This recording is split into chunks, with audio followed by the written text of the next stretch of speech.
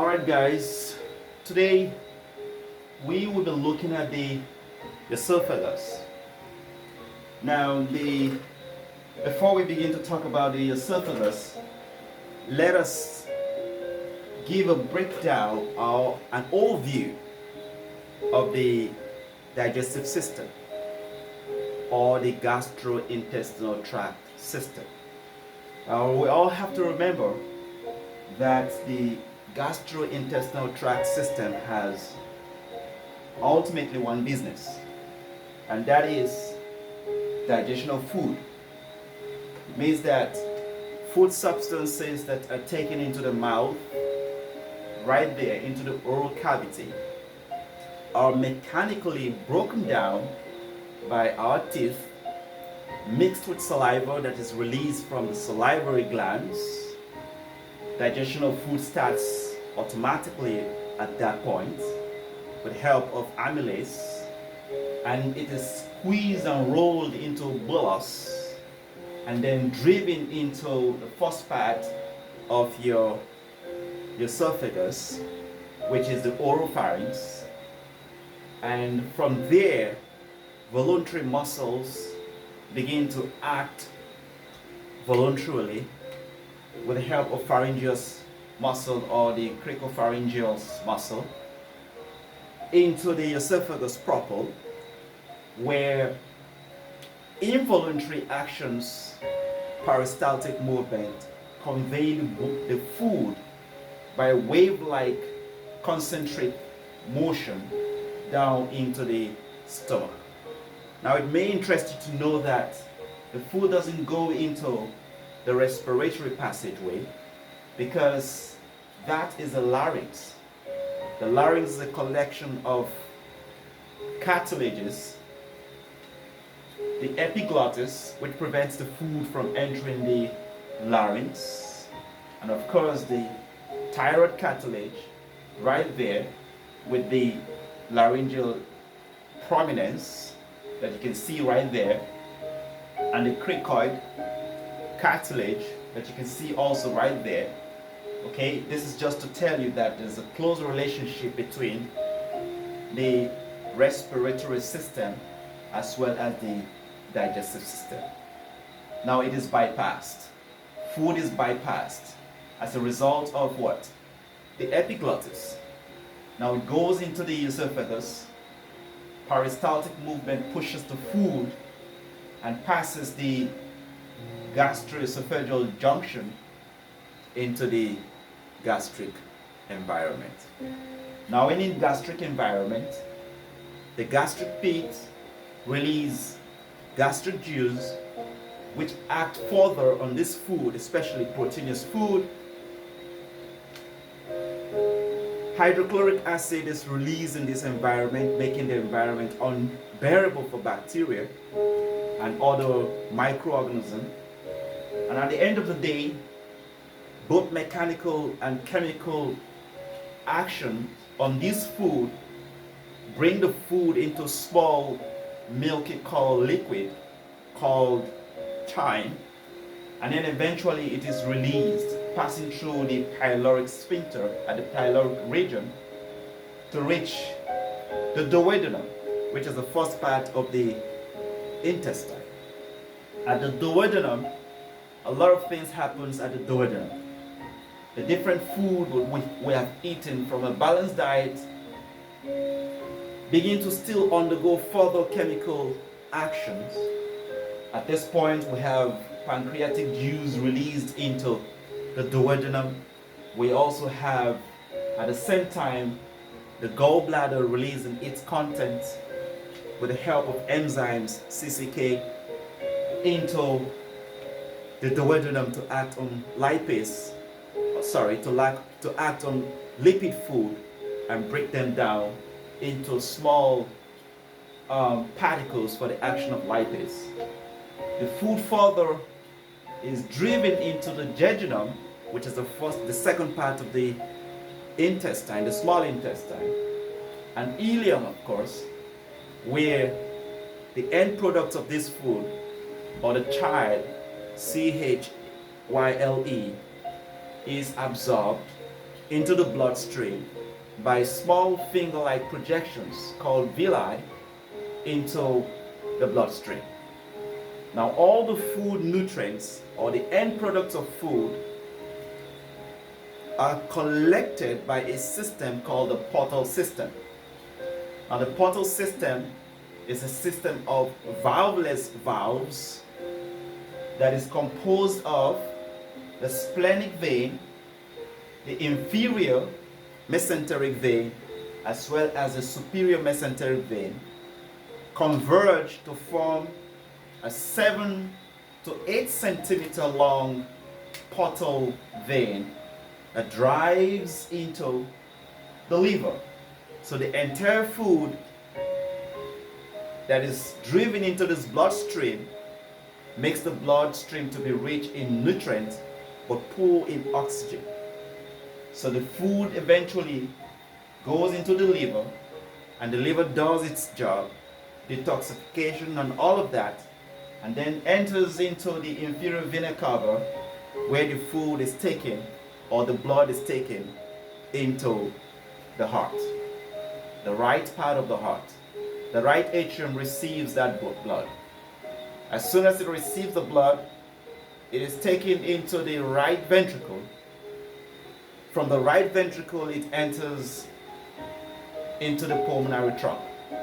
From the pulmonary trunk, it bifurcates into the pulmonary arteries, where they go to the lungs to receive oxygen.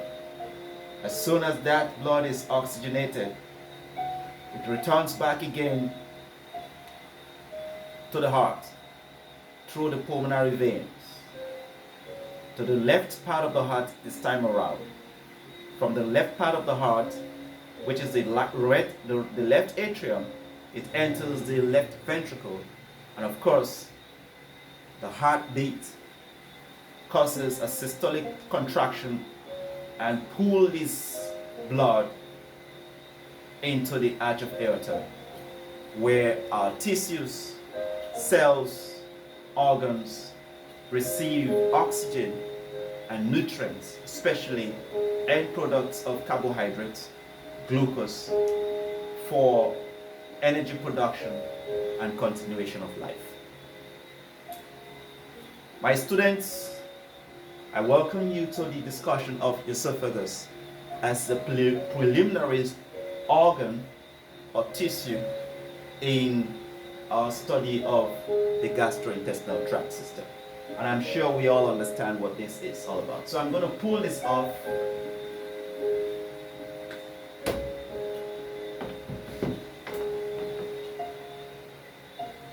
All right.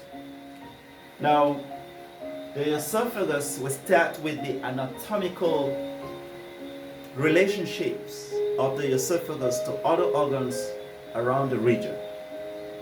Now, be reminded that the esophagus is a long tube of approximately 10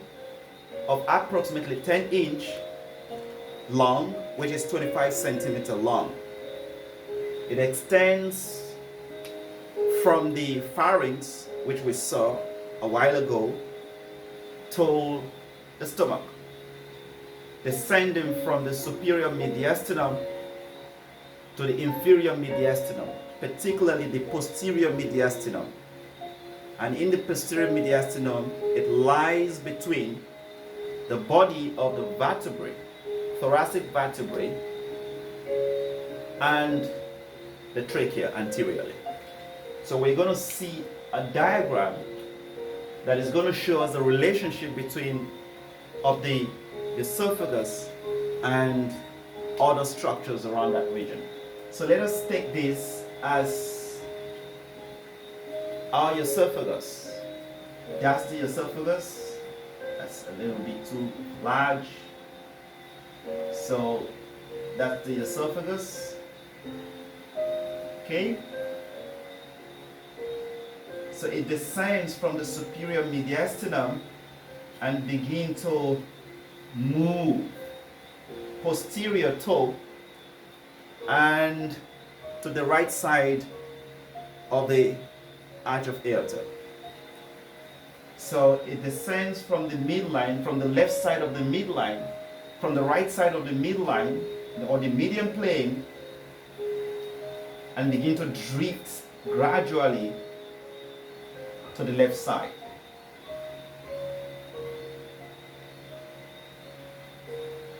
So that's our esophagus. So this is going to be our center of attraction. Now right here, you're going to have the trachea.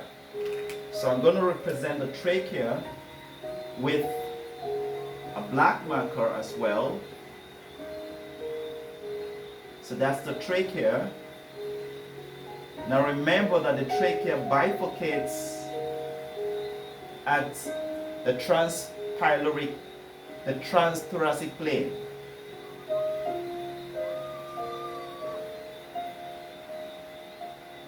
That's the trachea. All right.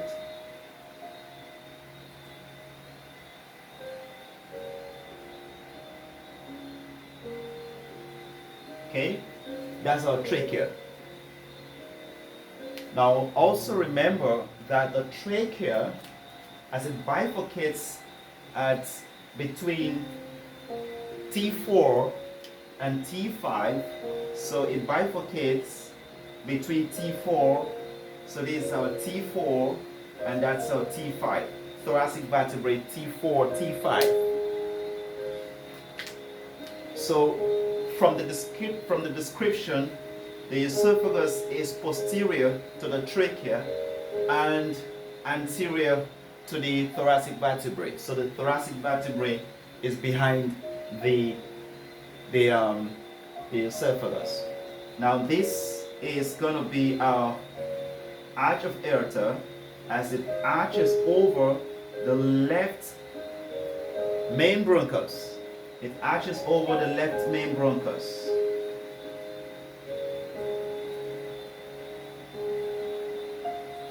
So that's our arch of aorta.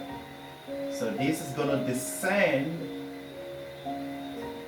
but it's going to move now to the right side of the esophagus. So I'm going to use this as dotted lines to represent that structure.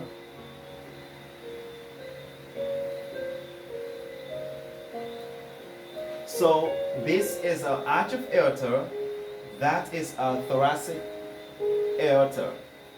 Now remember also that the arch of aorta has branches. So we have this as one of those branches.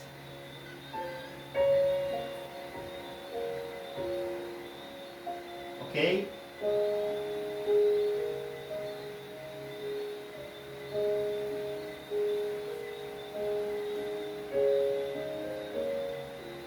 That's the brachiocephalic trunk that give rise to the right subclavian artery as well as the right common carotid artery. Now we also have right here on the left side, you have the right common carotid artery that is branching directly from the arch of aorta, and also the left subclavian artery branching directly from the arch of aorta. That makes it different from the right side. Okay, it's important that you know the relationship between these structures. So we're going to blind this off because the arch of aorta is obliterating those structures. This is going to go as well because the arch of aorta is obliterating those structures. So there's no how you can see them. So this is going to go as well because that's the left main bronchus. Now, having seen this, you begin to appreciate the relationship of the esophagus with the trachea and the branches of the aorta. Now on this side, we have our vein.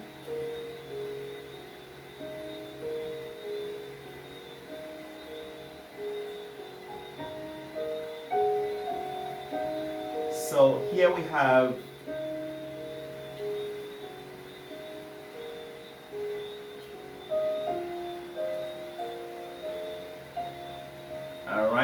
So that's the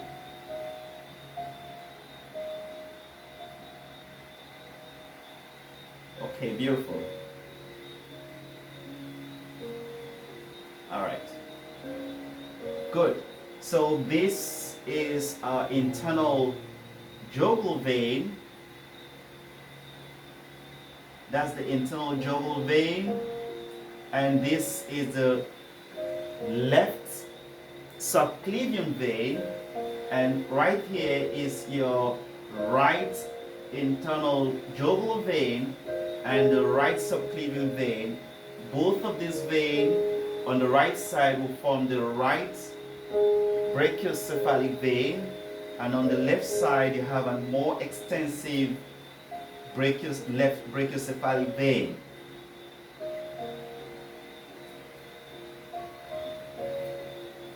So it shows you that when you're doing a thoracotomy and you opening the chest at the level of the bifurcation of the trachea, the transthoracic plane, this is how you're going to see the arrangement of these structures. The most anterior will be the vein and then the artery, and then of course the trachea, and the most posterior structure there before the thoracic vertebrae will be your esophagus. So let us label that. So that is the esophagus. Okay, that's the trachea. All right, now this is the brachiocephalic vein, of course the left brachiocephalic vein, and that is the right brachiocephalic vein. This is a right jugular vein, and that is your right subclavian artery. And let me take this off. This is the right common carotid artery, and that is your left common carotid artery. Now students, it's important that you know this, because I usually stress on the fact that you understand and see this in your mind's eye. Okay, this is your left jugular vein, that is your left subclavian artery, and here is your left subclavian vein. That's the arch of aorta. That's the arch of aorta, and this is the left main bronchus, and that's your right main bronchus. That's your abdominal aorta, your AA. Okay, so that's the relationship. Now as the esophagus descends, it descends from the superior mediastinum. Remember that the superior mediastinum is divided from the inferior mediastinum by an imaginary line that runs through the sternal angle of Lewis to hit posteriorly T4, T5. Now whatever is above here is superior mediastinum, and whatever is below there is inferior mediastinum. So the esophagus descends from the superior mediastinum into the inferior mediastinum, particularly the posterior mediastinum.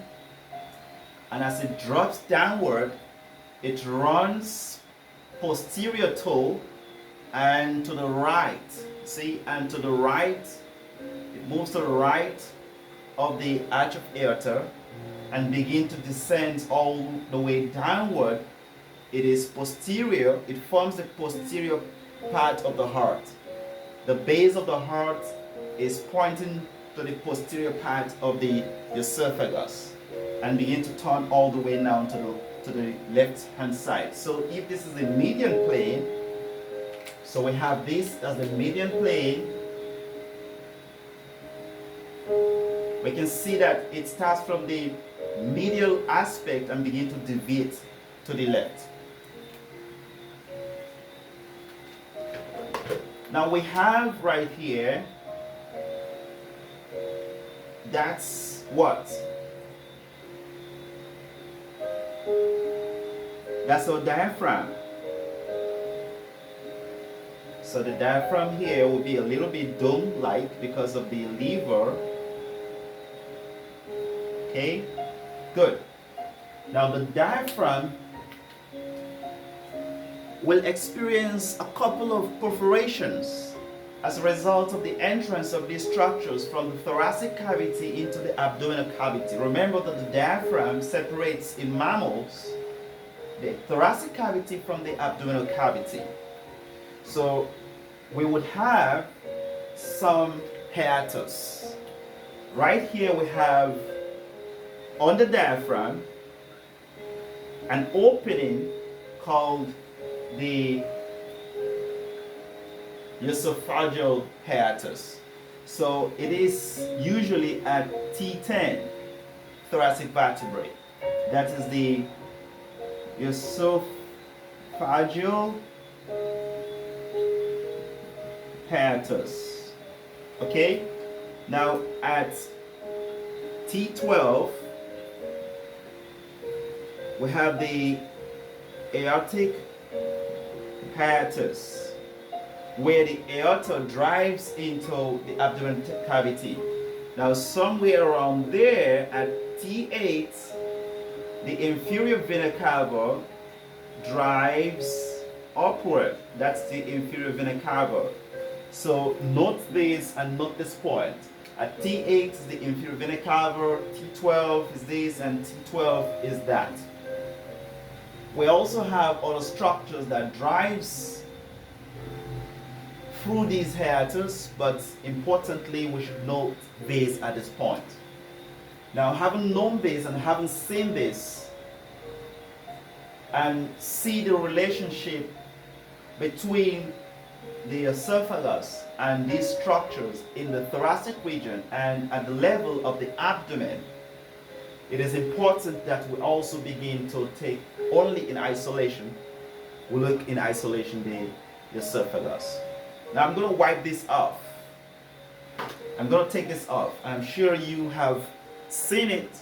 It is important you know it because I'm going to ask questions with regards to the relationship of the esophagus and other structures in the thoracic or the mediastinum and in the abdomen.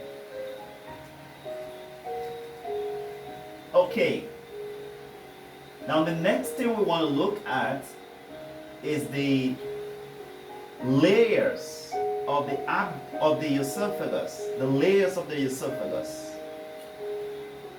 The layers of the esophagus. We want to look at the layers of the esophagus. Now, if this is the tube, that's the tube. That's the esophagus. I just cut through the esophagus. Remember I said that the esophagus is 25 centimeter in length, extending from the pharynx all the way down to the stomach. And it's a fibromuscular tube. It's a fibromuscular tube. So if we take a section, we're taking a transverse section, we're going to see. So let's do that.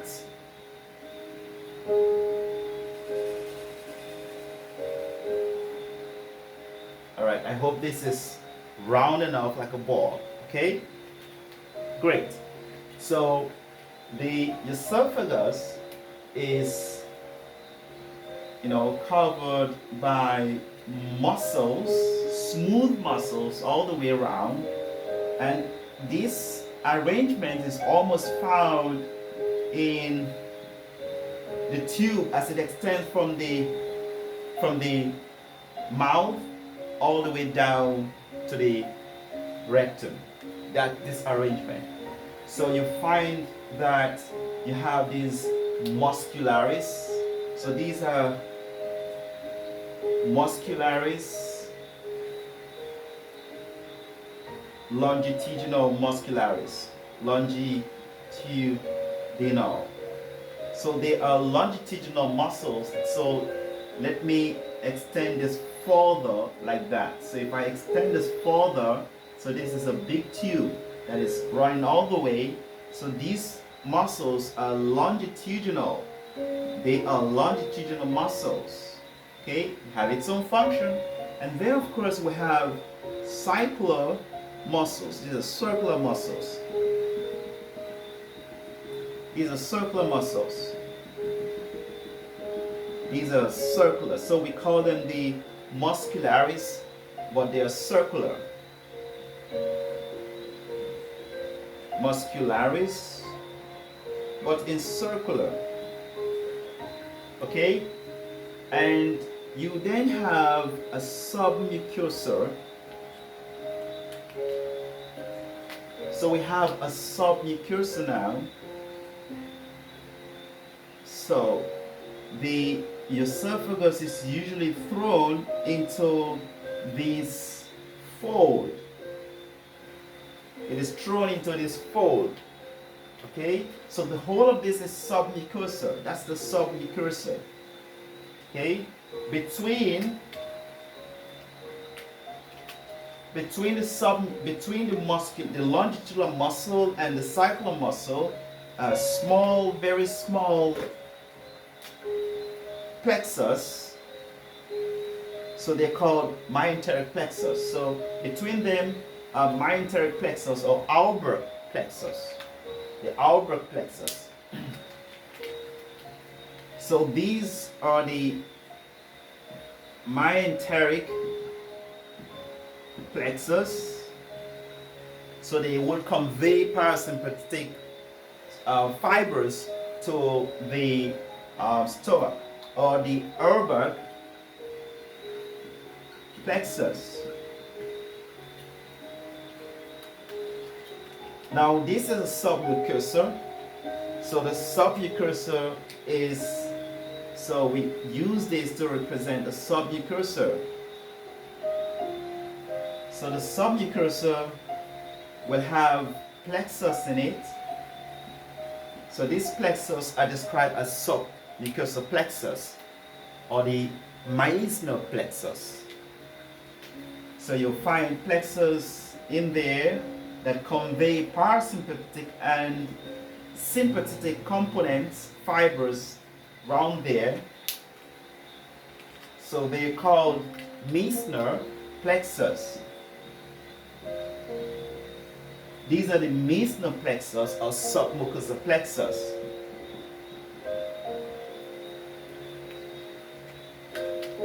Now let's not fail to understand that this is a lumen, so we describe this as a lumen, but this is lined, the mucosa is lined by epithelium.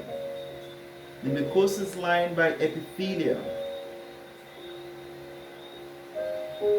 That's the epithelium. So, but this epithelium is striated squamous epithelium. So we take this as our striated squamous epithelium, and it has its own importance. And of course, it is laminated by a lamina propria. This is laminated by a lamina propria. So we call this our lamina propria. Now, at the end of the day, it has an adventitial tissue, which is the most outer covering of this adventitious tissue, covering this. Now that's the lumen. That's our lumen. Now it's interesting to note this layout. The reason why it is interesting to know the layout is there could be some pathology, all right, or maybe perhaps during endoscopy you would have noticed that there is a change, or you do some kind of a biopsy, a patient complaining of um, an increase or long-term gastroesophageal reflux disease, and you want to do some kind of a biopsy. And if you notice there is a change or a metaplastic change from a squamous epithelium to a columnar epithelium of a secreting type, then something has gone wrong. That is Barrett esophagus. A Barrett esophagus, patients that have that stand high risk of adenocarcinoma. So it's important that we know this arrangement, because we're going to use this in later discussion, because this is a basic anatomical histological presentation of the esophagus as well as other intestinal structures.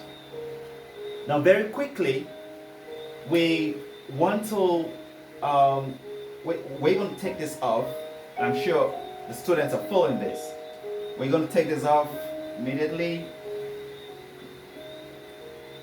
Let's take that off quickly and look at a few stuff again.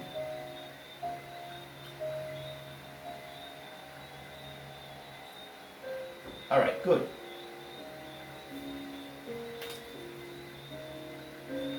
So the esophagus, like we said before, is constricted at certain places.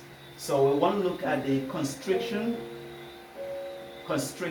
of the esophagus.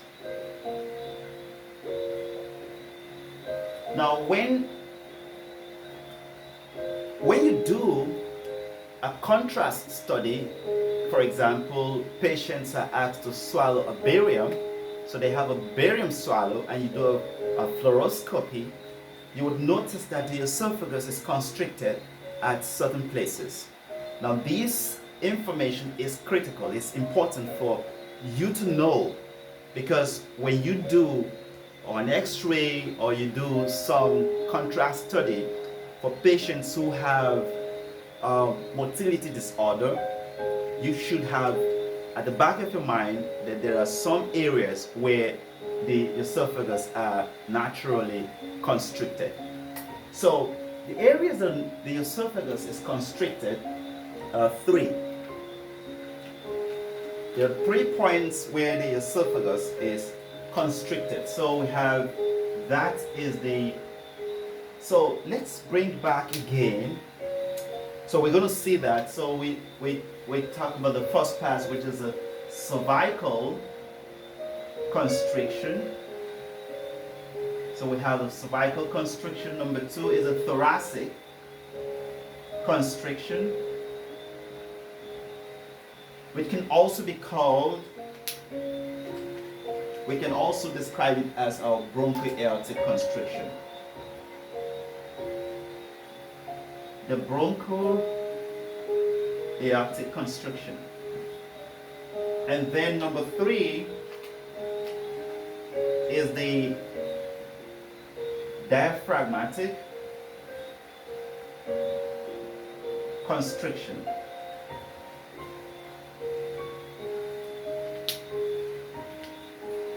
Now, from the incisor tooth, the cervical constriction it extends from the incisor tooth to the pharyngo. It extends from there to the pharyngoesophageal junction, all right, which is constricted by the pharyngeus muscle, and that is approximately 15 centimeter. At that point, is 15 centimeter.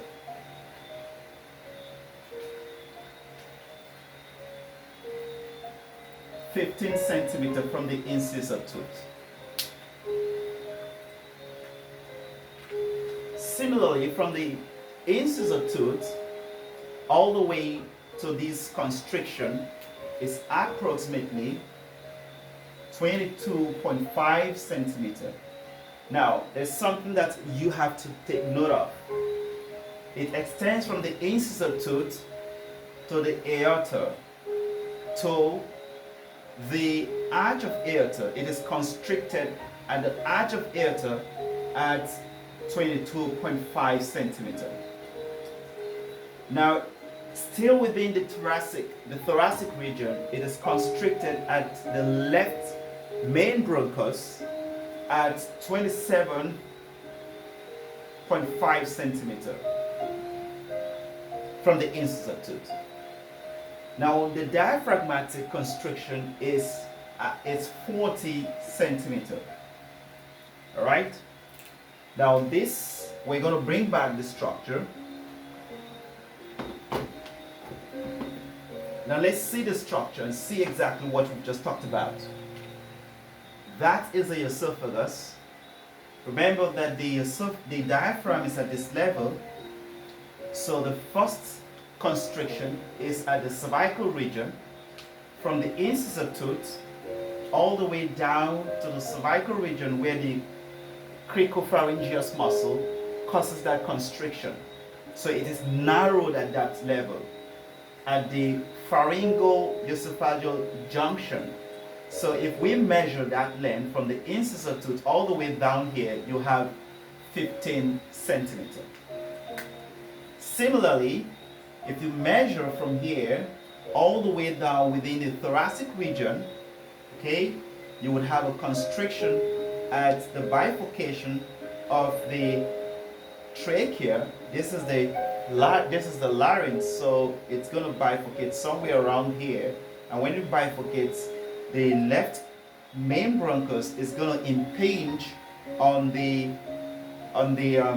esophagus at 27.5 centimeter, and the arch of aorta is slightly above that, is going to impinge on the esophagus at 22.5 centimeter.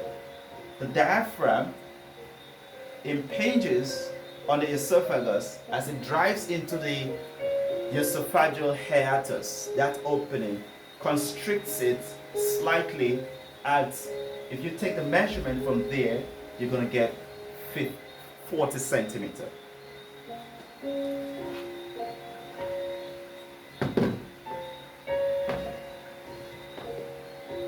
Now I do hope, and I'm hoping seriously, that you'll follow it.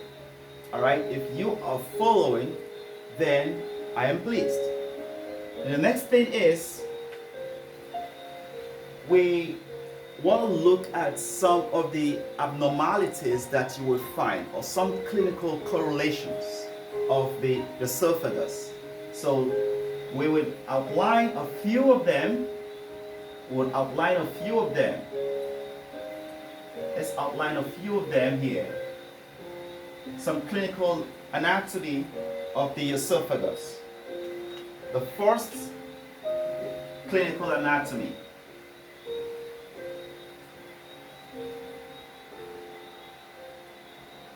The first we want to look at is this motility problem. So we can have hypermotility. We can also have hypomotility. And of course we know what that means. And we can have a condition called achalasia. Alright? We can have achalasia. That's on one aspect. On the other aspect, we can have GERD, which is gastroesophageal reflux disease. That can cause some problems.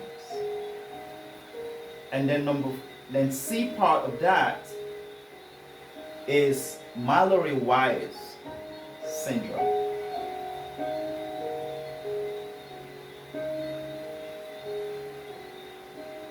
Mallory-Weiss syndrome. Okay, now let's talk about these a little while, a few. Now, in hypermotility is somehow connected with achalasia. So this is a situation where the esophagus is constricted for reasons. It's of unknown etiology. The reason why this happens is not clearly understood, but it's almost have the same connection with achalasia. All right. So investigations of contrast studies shows that there is an exaggerated contraction of the esophagus and gives it that appearance of a corkscrew appearance. Where's a corkscrew appearance? You can do manometric studies, and you can also do some balloon dilatation to release it. And in some cases, you can also give nitrates or nifedipine. It has shown, some studies have shown that that could help to release that. You can also give Botox, as the case may be, and you can, because Botox can also help to release those nerve constriction.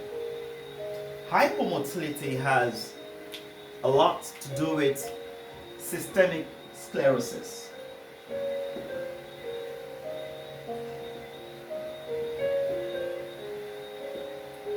Hypomotility has a lot to do with systemic sclerosis. And then in achalasia, achalasia is the one you see mostly in the hospital setting. Achalasia is the inability or failure of the lower esophageal sphincter to relax. So the lower esophageal sphincter is not relaxing, it's constricted. And patients will begin to have food during peristaltic movement stuck there, or it takes time for food to descend into the stomach. It takes time for food to descend into the stomach. And that will give you that feeling of food being stuck there for a long time. Over a period of time, people may begin to have dysphagia. Now in achalasia, you can have GERD in achalasia, because you can have the food, you can have reflux of food, you can have reflux of gastric content into the lower esophageal sphincter. And because there's a retention of food at the lower esophageal sphincter, you can begin to have irritation. And irritation can lead to Barrett's esophagus,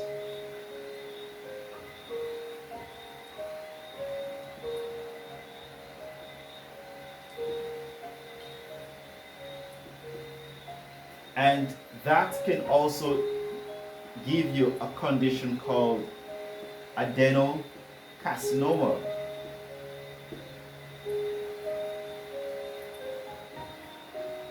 All right? GERD is reflux. So you may have the lower esophageal sphincter that is causing reflux, especially when you lie down and things like that. So you can have food driving into that region, and it can also cause irritation and will lead to Barrett's esophagus, and adenocarcinoma may result. We talked about Barrett's esophagus. We said Barrett's esophagus is a metaplastic change of the squamous epithelium into columnar epithelia. What about Mallory-Weiss syndrome? In Mallory-Weiss syndrome, you have a situation where persons are forcefully causing vomit, or you have this uncontrollable or discoordinated kind of vomiting process, because vomiting is a very coordinated process where there's increase in intragastric pressure and intra-abdominal pressure, and a simultaneous relaxation of the lower esophageal sphincter during vomit to release the tension there. But when persons are unconscious and they trigger vomit, or they are drunk and they are intoxicated and they begin to vomit, there's increase in intra-abdominal pressure, intragastric pressure, and constriction of the lower esophageal sphincter that will cause a forceful influx of food into that region and can cause a tear of the lower esophagus, a longitudinal tear that can lead to bleeding. And that is really a very serious situation. Now finally, there is something we have not talked about, which are the two abnormalities you can have in terms of the change in the anatomy of the esophageal hiatus. Now, this is the esophagus. That's the esophagus, and then we know we have the stomach right there, and that's the stomach, lesser curvature, and that's the pylorus, the duodenum. Okay. Now, somewhere here we have the diaphragm. That's the diaphragm. Okay, that's the diaphragm. The diaphragm is an opening, but because we're looking at it from a transverse section, that's what you're going to see.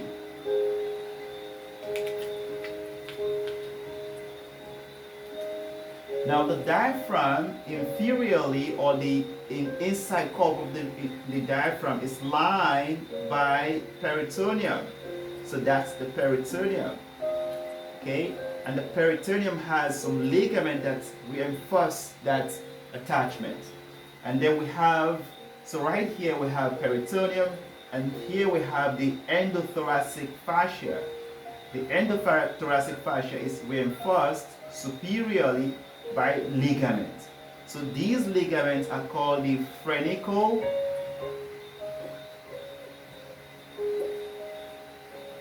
So these are the superior phrenico esophageal ligament.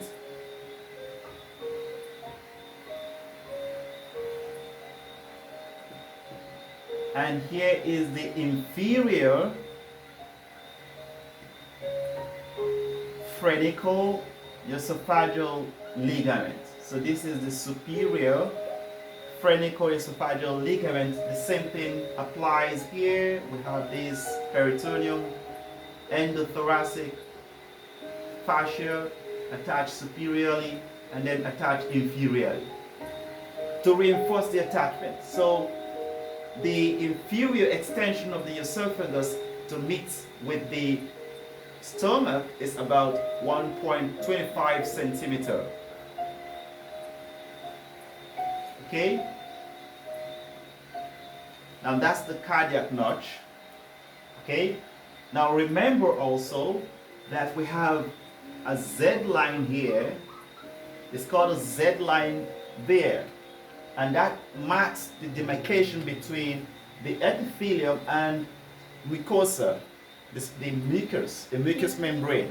So that line is usually described by endoscopic surgeons as a Z line. But it can also be described as the esophagogastric junction.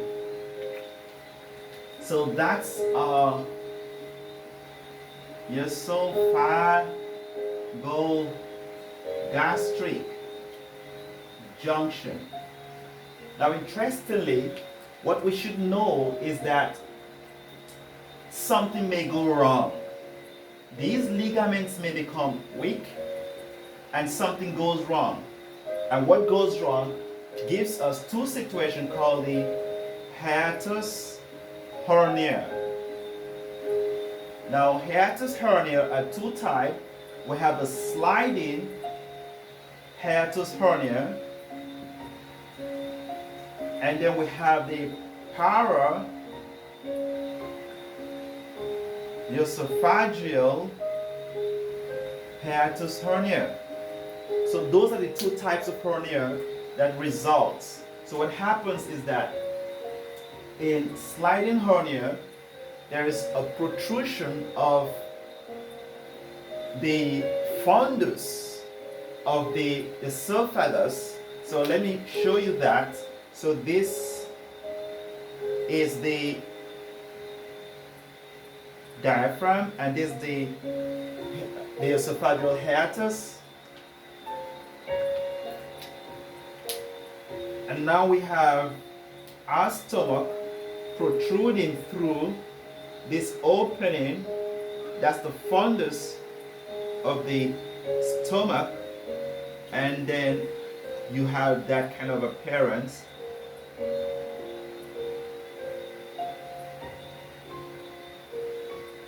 So that's the esophagus. Okay, so usually you have gastric contents going into all of that. And what about the peritoneum? So you see, the peritoneal sac drives all the way from outside and form a concentric cuff. It forms a concentric cuff. This is a concentric cuff. So a concentric cuff is formed. Concentric cuff is formed in sliding hernia. So you have this, that's your sliding. Now what about your paraesophageal hiatus hernia? That's the paraesophageal hiatus hernia. That's the esophageal hiatus. Now the peritoneum forms a sac in this case. That's the peritoneum. It drives out all the way and then forms a sac. That's the sac.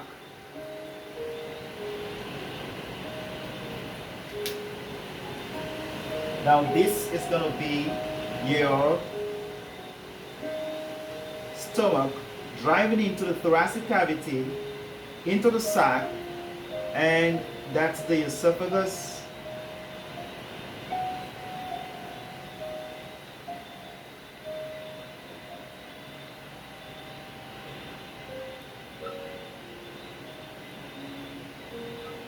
Now the main difference is that in this case you would have a sac, and the paraesophagus, because it's on one side, is drifted on the left side. It's drifted on the left side with a sac, a peritoneal sac. But the thing is, both persons who will suffer heartburn, they will have gastric reflux, because gastric content will always come into the thoracic region, and treatment will definitely be the use of